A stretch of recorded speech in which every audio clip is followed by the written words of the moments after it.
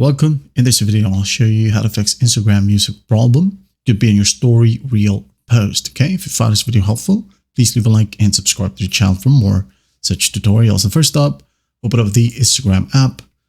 Now, say for example, you're trying to add music in your post, reels, or story. Okay, you can't seem to find the specific music. Now, to fix that, just go ahead over to your profile right here at the bottom right.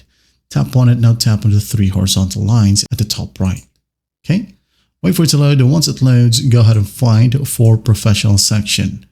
Okay, and here, go to tap on Creator Tools and Controls. Tap on it. Now in here, go to find Switch Account Type. Okay, now if you're currently on a professional account, go ahead and try to switch to a personal account or business account. Okay, just switch, select an option here, just tap on Switch to Personal Account right here. Wait for it. As you can see, it's loading. Just wait for the process to finish. As you can see here, it says switch to personal account.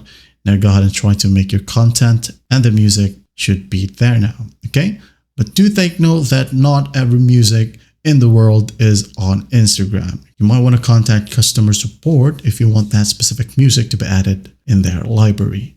I hope this video helps, and I'll see you in the next one.